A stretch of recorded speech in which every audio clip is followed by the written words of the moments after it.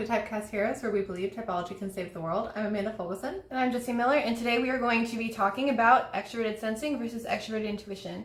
So we already have some videos on our channel. We are comparing the functions, and we've compared them as they are in the same attitude, but we've never compared two different of the perceiving functions or judging functions. So we are going to be doing that. So this is, again, extroverted sensing versus extroverted intuition.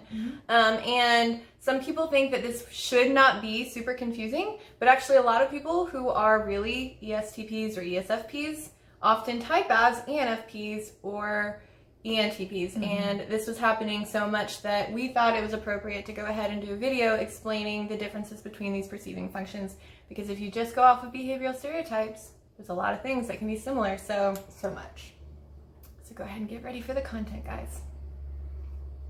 Before we do that, Amanda's got some warnings for you.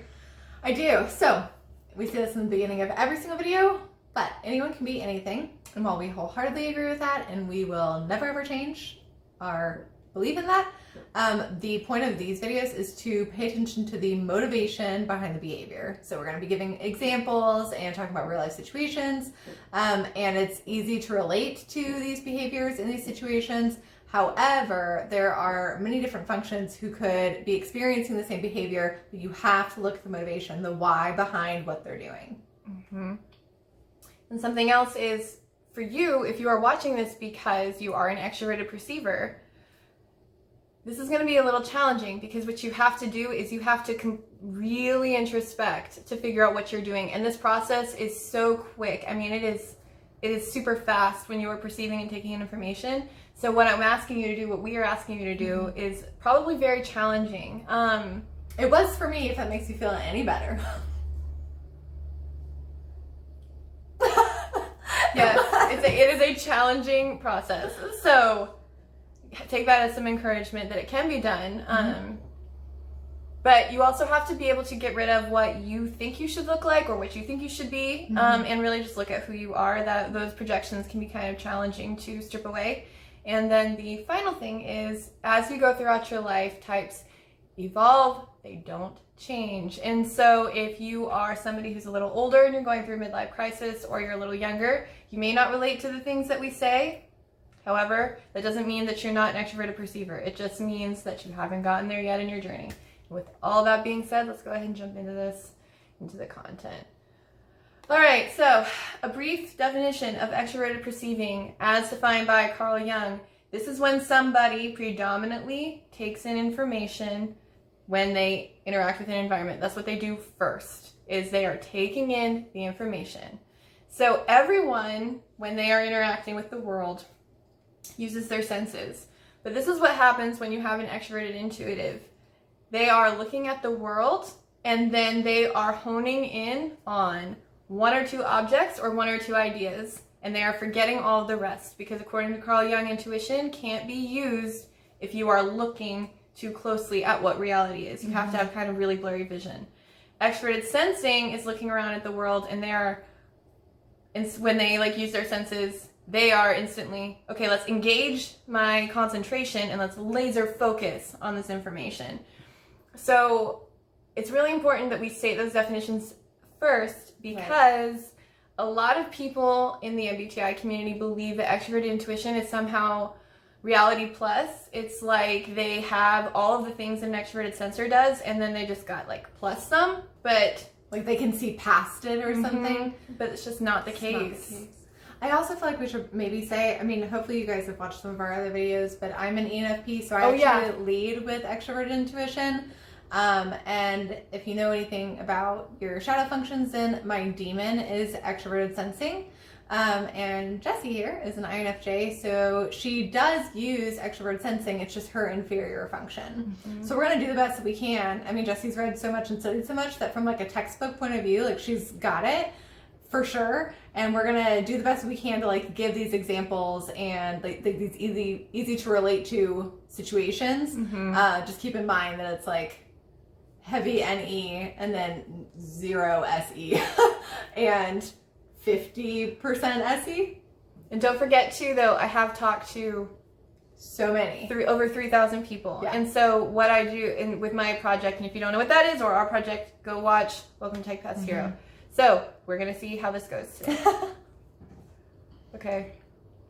So extroverted sensing and extroverted intuition, let's talk about the reasons that it can be difficult sometimes. Because they are both extroverted perceiving functions, and they both have a deep desire to engage with the environment. So they want to kind of merge with the environment. An extroverted judging function, like extroverted thinking or extroverted feeling, they want to control the environment. But extroverted sensing and extroverted intuition, they kind of like lose the boundaries of themselves to like melt into the environment at times. And they can do this so much that they can even forget like they're not actually a part of it. And this can make them feel kind of introverted at times, because the stereotype of an extrovert is the one who is coming in, taking charge, and chatting it up with everybody. And I used this example in one of our videos. I can't remember which one. But my dad is an ESTP, and he does not like crowds. He does not like a lot of people because it's too much interaction. It's too much in his face. And it's too much sensory overload. Because when he's engaging with an environment, it's just everybody's like right up there very quickly. And I've talked to other ESTPs who feel that way, and Amanda, I also feel that way. It's just too much going on, and it's like I can't understand what's happening in my head, and that really, really bothers me because I am in my head so much, but I'm also like showing up in front of people too. So like I entertain, and I like am the person that's, people won't look at me and ever, not once in my life, call me an introvert, but I know that like my surroundings can be a lot to take in. And so these can present very, very similarly. So when you look at the behavioral stereotypes, if you're trying to figure out which one you are, it can be kind of challenging and not all that helpful for you.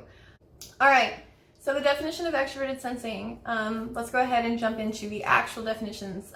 So this is when you are engaging and experiencing and enjoying the environment. So you are trying to look at all of the details, and Carl Jung himself says that extroverted sensing is the most out of reality. I get that he's not the end-all be-all of all of the things, and he could be wrong, but if you are somebody who believes in this philosophy, you should probably take his word for it, that extroverted sensing is the one that is the most attached to reality. They have the best understanding of time as it is in this moment. They're the ones who will walk into a room and they will instantly see all of the things. They will notice if a painting is crooked, and they will go find unique objects to look at and interact with. That is extroverted sensing. Extroverted intuition is when they like to entertain, envision, and enable ideas. So they are all about the ideas. Something I say about Amanda all the time is she likes the thing. She likes the idea of the thing, not necessarily the thing. And so they like to look at possibilities of what could be. So when they are in a room, they will filter through all of the objects in the room, and if there is nothing interesting in the room, what happens to you? I just don't pay attention to anything else around me, and I just go in my head. I just make up something. Idea. Yeah. Just make up something. So, and you were mentioning earlier when we were talking about this, how do you do that? So, how do I go in my head? Yeah, when you're talking to me about the objects. So, if I'm taking in an object, if there's something around me and I actually am interested in it, then I will still look at it, and I'm going to either talk about it out loud and tell you all the ideas that I have about this object, especially if it's something new and I want to know all the things about it, and then I want to start thinking about all the things it could be used for that it wasn't necessarily created for. However, if I'm in a room and I see something that or I don't see anything that interests me, then sometimes what I'll do is I will find something very, very normal, very generic in the room that's not new and not exciting at all, that I don't usually care about at all, and I will think about either where it came from or where it's going or why it's even here. So like, why are these flowers right here? Why do they buy that table? If that table looks like that, why do they buy that table? That's rude.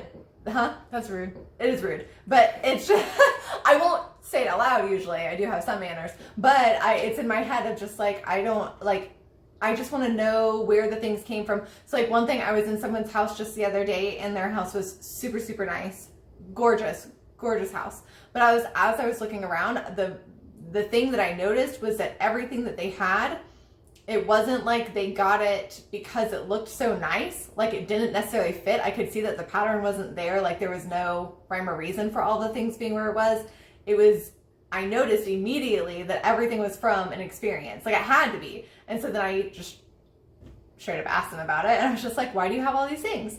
And that's exactly what it was, that every single thing that they got was from an experience they had. So another example, if you're a more introverted person, so like for instance, like I've seen this a lot with INTPs and INFPs, where they are trying to connect things that don't always make the most, like the strongest connection. So for instance, they could find, like, if they're in a room, they might look at like corn, like an ear of corn, and they automatically jump to like corn mazes and like corn and like the crop circles, and now we're into alien land, and they're starting to think about the possibilities of aliens because their mind jumped that way. And the big thing to notice here with what they are doing, like the motivation behind what they are doing, is they are connecting a ton of unrelated things. Like aliens to corn is what they jump to. And so like in their mind, it's not like they're making that like that clear linking thing. It's like corn, all of a sudden now they're thinking about aliens, and it's so quick that they don't even necessarily understand that they're doing that. And so if somebody asks them, what are you thinking about? They're kind of really caught off guard because they're like, man, 100%. I'm over in alien land. Like, well, you can't just say that because it doesn't make any sense. And you know that it's not going to make any sense. So it's kind of like you have to then backtrack to, you either make up something right on the spot, which we're also good at doing, or you quickly try to backtrack and be like, oh, what made me think about this? And then you're like, oh, I was just looking at that ear of corn. When really that's not exactly the truth, but it's not a lie either. So those are the two definitions. And yes, we did give some more examples for NE, but we're doing that because it is really hard to, it's an abstract thing, and they are difficult to conceptualize. So again, the important thing to note about what we talk about is the motivations behind it. So the extroverted sensor notices something is off, and they notice something is off because they're looking at all of the details. Amanda noticed something in the decor was off, but she's jumped to a connection. Extroverted sensing is not necessarily doing that. And the reason that it caught Amanda's eye is because of the possibilities of those objects. Mm-hmm. It didn't seem to fit. Important distinctions. Mm-hmm. Okay, so now we're going to talk about some examples. So these are the examples that I have here. So I actually talked about this with my friend who is an ESTP, and he and I talk theory a lot. So choosing an outfit. If you are making an outfit choice, extroverted sensor, it's to their personal style. Extroverted sensors often get this like stereotype that they know all about fashion, all of the things. Especially ESFPs. And ESFPs can, like my ESFP coworker was like great. She looked amazing like literally every single day. But it's more so that it's that they are very conscious of what they wear and like the textures and how it feels. And so if something is going to be like bothersome to them, they won't wear it. So they are choosing an outfit of how does this feel? How does this look? How is this going to be functional throughout the day? So choosing an outfit for an extrovert intuitive would be more like looking at the possibilities of what could happen. So like when they're like funneling through their closet, they're like picking together outfits and saying like, if I wear this outfit, maybe this thing will happen to me later on today. If I wear this one, maybe something else will happen. And you don't have to relate to all of these examples. These are just some examples of the mental process. And they are so fast that you're trying to catch them quickly. You're like, well, what do I do if I'm making these decisions? But these are just small examples. Okay, so now we're going to talk about how they perceive reality. So extroverted sensing is grounded, and it makes decisions really, really, really quickly. Because they are taking in, it's like, again, everything is filtered through the 5 senses for both types. However, it's like extroverted sensing laser focuses on the details. It's like they're making that choice consciously, as Carl Jung defined consciously, to zero in on all of the details in the room. And so if they are examining something, examining a situation, they will see all of the pieces that are right in front of them. So if they see like a man acting strange, I actually had a ESTP tell me a story about how he stopped a bank robbery after we let that the extroverted sensing video out, because he noticed something was like he was watching the man and paying attention to his motions and seeing like what was actually happening, and then he was quick to respond. When I go into an example I gave Jesse a really long time ago was that if I go into a grocery store or really anywhere, I I want to see how people could mess it up. So I want to see like if someone, I almost like daydream the possibilities of people coming in and like shooting up the grocery store, like what I would do to like protect my children or myself. And I like have the plan in my mind of what everything I'm going to do. So like I have all these different scenarios, or I can walk in and I can be like, I could steal from that cash register right now. Like I could see I could see where the misses are, like where people aren't paying attention to those certain situations. So she's like, so again, she is finding like one thing. So she like looks at this cash register that's slightly ajar, and then all of a sudden she has like all these ideas of what could happen with that open cash register.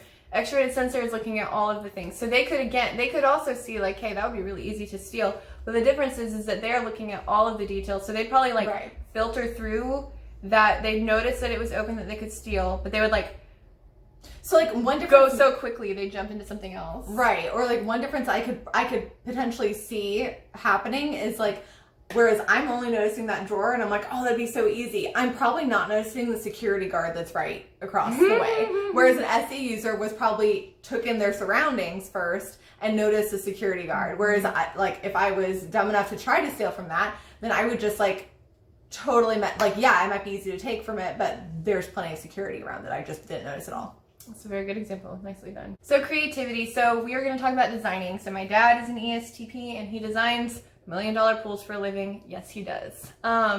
So extroverted sensing takes in what is there, and then they're very precise and detailed with their designing of something. They tend to be very good at this. They are usually pretty good at making their space work in like an aesthetically pleasing way. But this is important. It's aesthetically pleasing to them. So like my dad has also always like built his own cars and like designed his own things, and like he built a Jeep from the ground up. He just does that kind of thing. But it was always very much his design. And I was just talking to somebody who was mentioning an ISTP who could build like these amazing creations and like little statues, but they were his design, right? So like aesthetically pleasing, I hate when I see that definition anywhere, because that's really up to the person. So what they need to say is it's aesthetically pleasing to them, and it's also very much reality. My dad's not designing like $1 million pools for the moon, right? He's like designing $1 million pools, but he understands like very much like the landscape, like the actual like nuances of what reality looks like. And so when he is designing anything, when he's imagining a space, he is taking in the concrete realities of it. So he's imagining it like as it is, implementing it in the real world. And he doesn't do that. No, and he is attached to the idea of the thing, so go for it. So when you're designing, if I'm trying to design something, first of all, I will not design it myself, but I would love to give someone an idea and be like, here, make this happen for me. For one, and for two, I'm often not going to be designing something, like I'm not moving around my couches to where they look nice. I'm moving around my couches so that like we can do things with them. So like I want to make sure that like all my furniture is in a place where I could build like the most badass fort in my living room. I want to like. So she's examining possibilities. I frowned at her because I cussed. So so yeah, like I want to make sure my furniture is in the right place for forts. I want to make sure my furniture is in the right, like everything needs to be in the right place. I don't really care if it looks pretty, honestly. I want to make sure that like I can have the fun that I want to have with it. So she's examining, so like when she's looking at it, she's picturing all of the possibilities of what could happen. So even though I'm still in the moment and I am still making sure that the couches are in the right place and I seem like I'm very picky about where everything is going, it is not because I care that it looks good necessarily. It's that I want it to be able to be used for what I want it to be used for in the future. So getting bored in conversation, because this is something I've heard from both extroverted intuitives and extroverted sensors. They seem to have a real hard time in conversation. One of my ESTP buddies said that he doesn't like talking, he likes doing, so he kind of perks up in conversation when it is about actually doing something. So like if they're planning like a party or planning an event, or if something like funny is going on or interesting, then he'll perk up. But if people are just kind of talking like, how was your day today type of deal, he may not be so super interested. And so he may kind of like look around the environment and take in that information rather than actively engage because it's not something he's interested in. But if it's interested in planning and experience, then he wants to do it. Extroverted intuition will have a okay time on conversation because how does conversation go for you when you get bored in a conversation? When I get bored in a conversation, I'm still kind of paying attention because I know that I will have to jump in at some point. But usually it's like a blah, blah, blah, blah, blah off to the side. And then also, I don't necessarily perk up the way that an SE would. Like if they're talking about doing something or something like that, I'm still like, okay, yeah. But what I will get from the conversation is that I will almost like still be paying attention. So if they start talking about something that does happen to interest me in any shape or form, I will immediately jump in. But I jump in and I'm extremely annoying when I jump back in because I completely take like whatever conversation was happening, I do not come back into that conversation. I steer it somewhere totally random wherever my head went. And it's not like it's an easy to follow line like we said earlier. So it's like I jump back in and I'm like already working out the idea that was in my head and everyone else is like, what just happened? What is happening? And also you're rude. No, I can think of such a funny situation where she did this. We were talking, we were in a three-way chat, and she had a question. She wanted to go off on a different train. She wanted to take it somewhere else. And so she said it 3 times. Excuse me, because it was 2 NIs, unfortunately for her. She was stuck with 2 NIs, and a lot, guys. Our train went like really full force, and we were arguing on top of it. We were arguing about a theory. I can't even remember what it was specifically. But you had a question because you saw something that we didn't, and so you were trying to steer us back the other way. Because what happens when 2 NIs talk is they just go so far into the point, they pass the point. Yes, 100%. And so she was I was trying to reel us back. Yeah. Because she saw a thing that we didn't. And so that's, again, the motivation behind this is that she latched onto an idea. So she's taking in all of this information and she's kind of waiting for something to catch her attention, or she's making things up. And so she pulled this idea and then all of a sudden she was able to, her mind worked so quick, she was able to see all of these possibilities. Yeah. An example, like a very quick example in work is if I am talking to people, man, I hope no one's watching this. If I'm talking to people at work and and they're talking about the data that's in front of us, while that means everything to me because I do have TE, I'm still not even I could not repeat the numbers that they just said. I can't tell you that. But what I can tell you is that I would basically take in what's happening.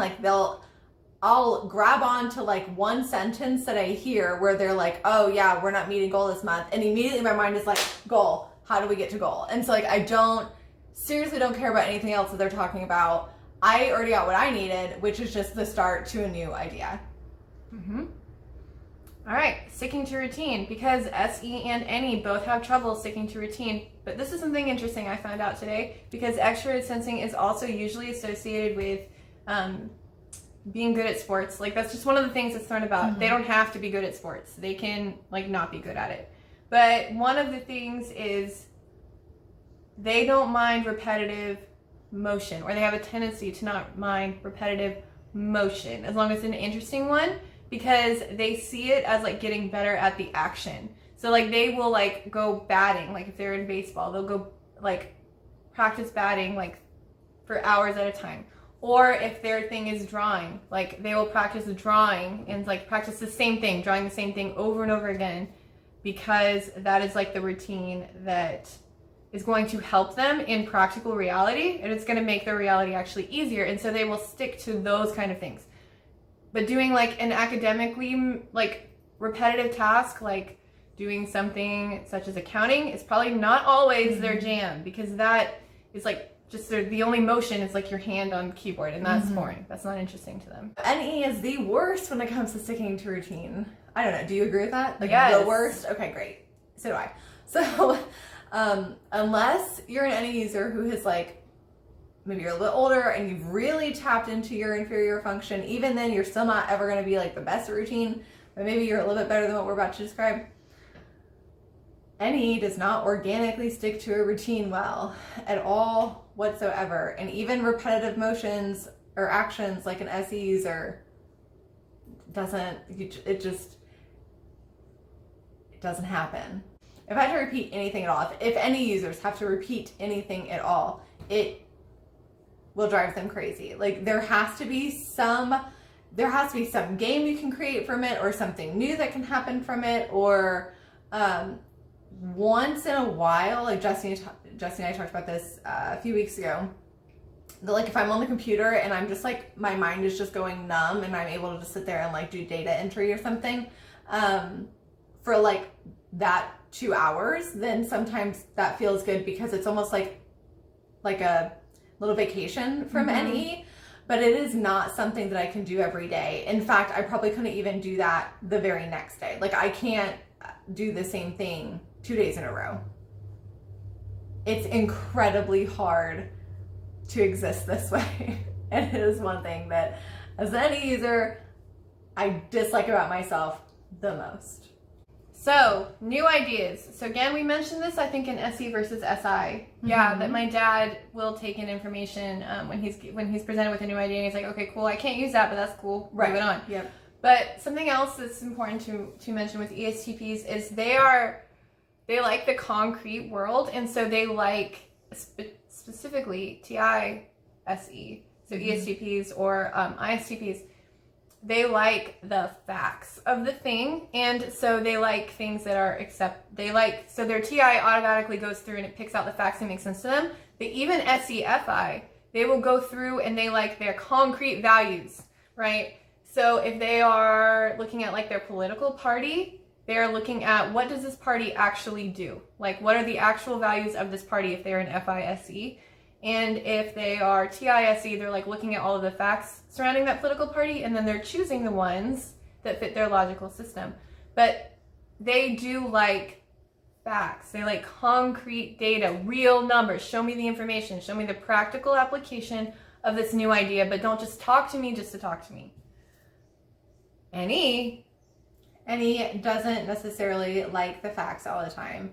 And I'll preface this by saying that I'm an NETE user, and so in certain situations, my TE will overwhelm my NE. And meaning so, she has a TE child. Yeah, right? I have a She's TE not child. too No. dominant. Sorry. Yeah. So I'm NE hero, TE child. But I have a tendency, especially in my career, to loop between those two. So my TE will sometimes overwhelm my NE in the sense that like it wants to create that structure and that system, and so I need numbers to do it. I need facts to do it. However, on a daily basis, outside of my career, just like who I am if people are talking to me, I very rarely want to know a fact. Very rarely. And the reason is because if you give me a fact, particularly a fact that I cannot unknow after you have told me it, and it is a solid fact that I can't argue my way out of, I can't believe my way out of, there's no way for me to get away from this fact, you have now just put something in my head that is a box that cannot be moved and it cannot change. And that is not something that I like. Unless I'm willing, like unless I'm at that point in that stage about that topic where I'm wanting a fact and I want to accept, like I'm done searching for the new on this particular topic, I want to go ahead and solidify my opinion on it and then move on. Unless I'm there, your fact means little to me. In fact, she'd have an animosity to it, is her point, because if you notice like what she's saying, she called it a box, it's limiting her. So like NE does not want factual limitations. Nope. So that's why when NE users are kind of like brainstorming, daydreaming out loud, if you put a pin in their idea and you're like, that's not practical, and I've done this to her so many times, that's not practical because of this, this, and this, and this, they're going to get upset with you because you are limiting their ideas. And plus, something like I've said before, NE just likes to play with ideas. It doesn't matter if they're actually ever going to do it. Yeah. Don't squash on what they're talking about, on their ideas or anything, until they actually start to like put in the work to make that happen. Because eventually, at some point, NE will set, like if it's something that they're passionate about, it doesn't happen often, but if there's something they're passionate about and they are going to go ahead and take that next step and actually make this a reality, which means they love it. Like they have grasped that and it means so much to them and they love it and they are pursuing it, then go ahead and help them out with the idea. But don't poke holes in it when it's just them talking, because that they're just having fun. Like they're just wanting to get their ideas out there. So one example of this was my mom is an ISFJ, so she leads with SI, Introverted Sensing. And her and I were just talking the other day, and she was trying to tell me that I need to research more about the world. I need to dive into my faith more. I need to do all these different things. But her point of it was I need to collect the facts. Like I need to know exactly what's about to happen. And in this instance, not to get like religious or anything, in this instance, she really wanted me to read a book of the Bible because she wanted me to know what was happening next. I have a really hard time with that. And how I explained it to her was that if I move forward and I go ahead and I say, okay, I'm ready for these facts, or rather if someone presents these facts to me and now you've just put a wall up in front of me and I can't move past that wall because now I just know what's going to happen, or I know that there's no possibility left, like what I want to do may not be possible because you put this fact in front of me, it destroys me. Like I can't move past it. I lose my creativity. I lose my drive, my motivation. And it's honestly somewhat depressing because I literally sit there and I'm just, it's as if I literally just got put in a box and I can't dream anymore. I can't, like, you've just squashed every possibility of there ever being anything else in my future. And that sucks the most out of anything. It's like take away the chance that I could change something, or that there's like another possibility out there that I could choose. So one of the things that when I first started this project months ago, long time ago, in January, before I even started doing official interviews, that's something that I heard over and over again in the ENTP group, which is the very first group to host me and all of my questions, is that to them, the biggest anxiety is they're out of possibilities, that they're trapped.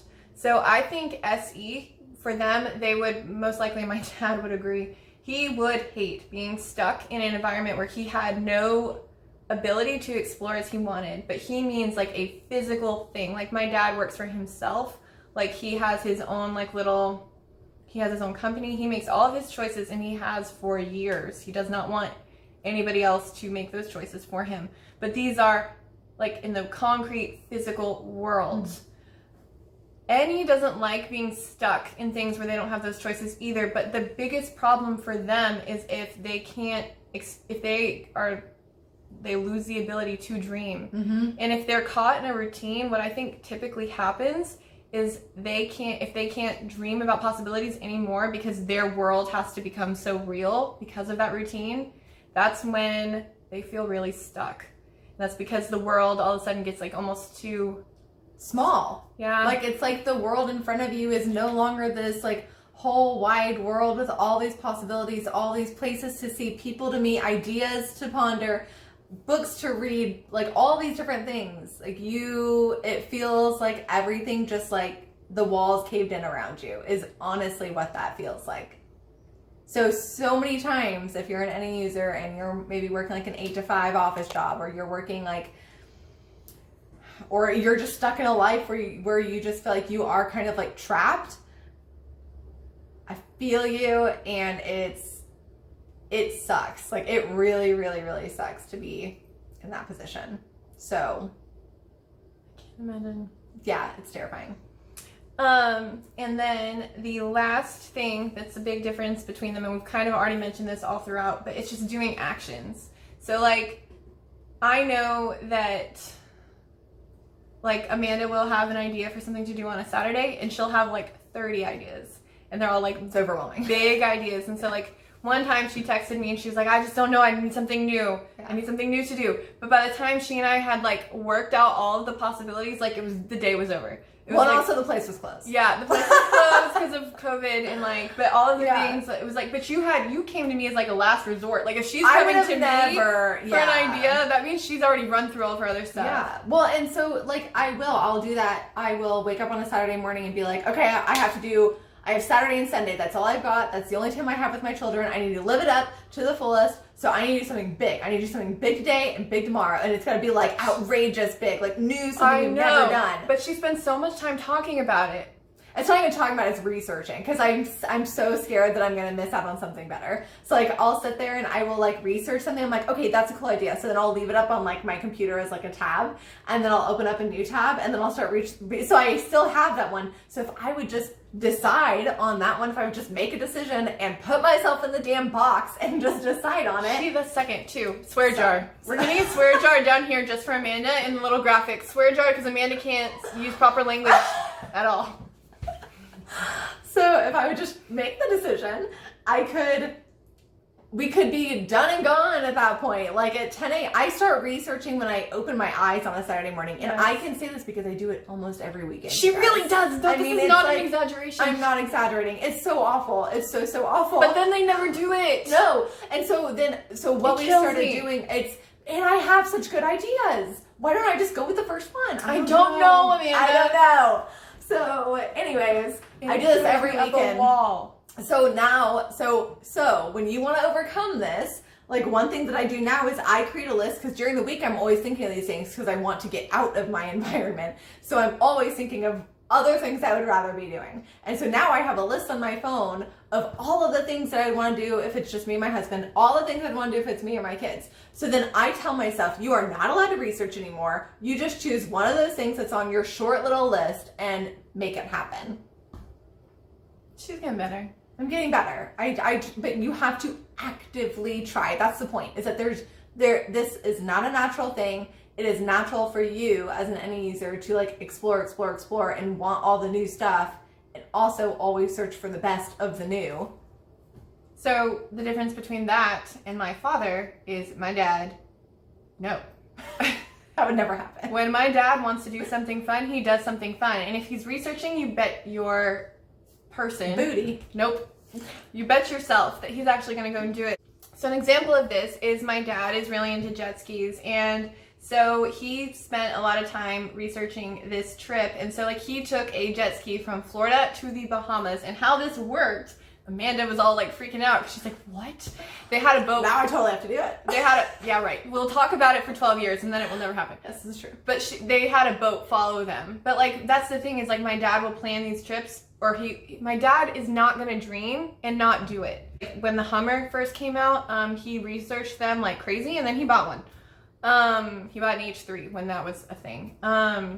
He also, God, he gets into like all these hobbies, but then he does them. So he like, also probably is not looking at 30 different hobbies to choose from. He has an idea in his head, or something, he's seen something, or someone told him about something, and then he's like, that sounds cool. I'm going to spend my time on this, and I'm going to decide to do this and make it happen.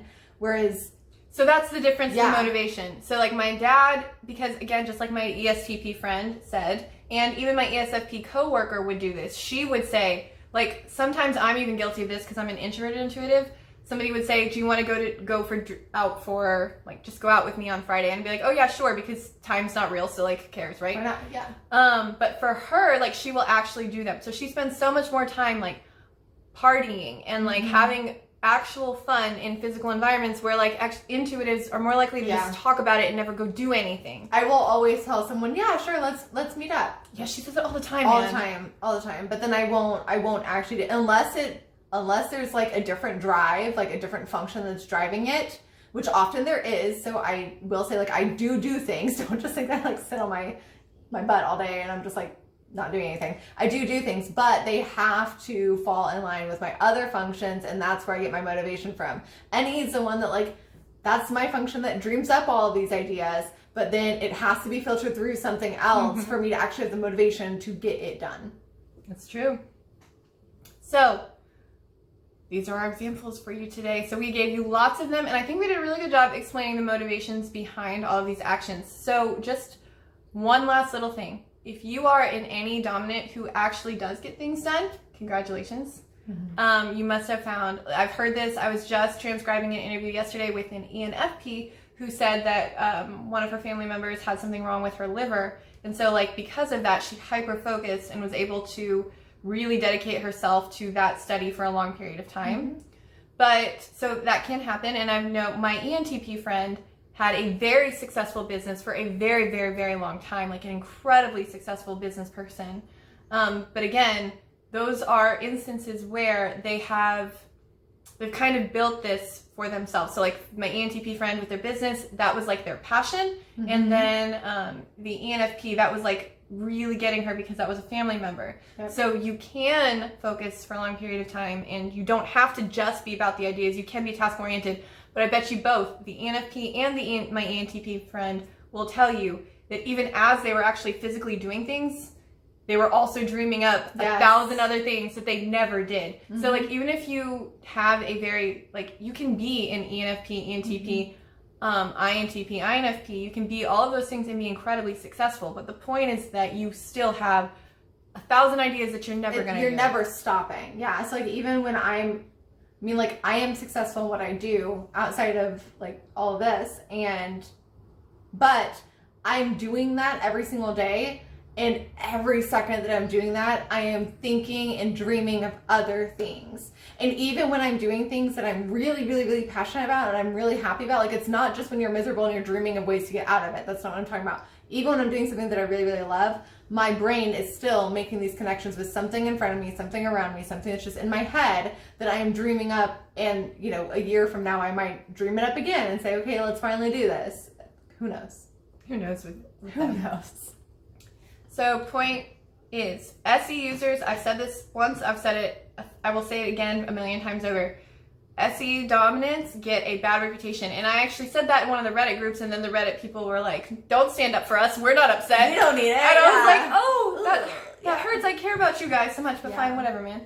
But also you guys are just so awesome. And like this video is so difficult for me because it just, it's just so hard. Because I wish sometimes so much that I could see reality the way that you guys see it, and that I can like be like in the moment the way that you guys are. And it's like I know that I'm missing out on that, and that is hard for me to come to terms with. Like because it's a closed door possibility that she can't have. Like I can't reach into SE and like grasp it the way that even Jessie would be able to, because it's her inferior function. Like I'm not able to do that. And that it makes me feel like I'm missing out, and I know what I'm missing out on, and that makes me very, very sad. You guys are very special. So if you have watched all of this and made it to this very end of this very long video and you still can't figure out if you are NE or SE, oh god, it should be so easy. It should be so easy, but which examples bugged you more? Because if one of them bugs you, then the other one is probably the one that you have. So keep that in mind as well. And you can think of the axis. So NE is grounded to reality with SI, and SE is grounded to reality with NI. And we talk about that in videos. So you can go watch that and you can learn all about the cognitive axes. Yes, you can. Because being human is hard. Hopefully this makes it just a little bit easier. Thank you for watching. If you are a SE dominant, please come interview.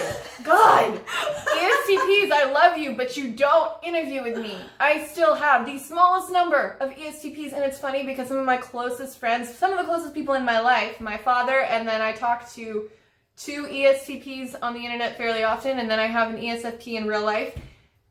What are you doing? And ISFPs. My sister's an ISFP, and she won't interview with me. So what are you SE dominants doing? Get it together. They're actually living their life, Jessie. I think that's what they said on the Reddit. Oh, really? Yes. They're probably out there. They're probably actually doing things. Must be nice. I'm over this. Thank you for watching Typology Heroes. Okay. Like, comment, subscribe, share, all the things, and please go watch Welcome to Typecast Heroes if you haven't already, where you can learn all about this fabulous project that we're doing, and leave a comment below or message us on Facebook, Instagram, Reddit, or Discord to sign up for an interview with Jessie. And she needs y'all so bad. So please do it. God, get it together. Bye. Bye. Let's gather around the type fire and sing our type fire song. Our MBTI TYPOLOGY song. And if you feel uncomfortable, then know there's nothing wrong.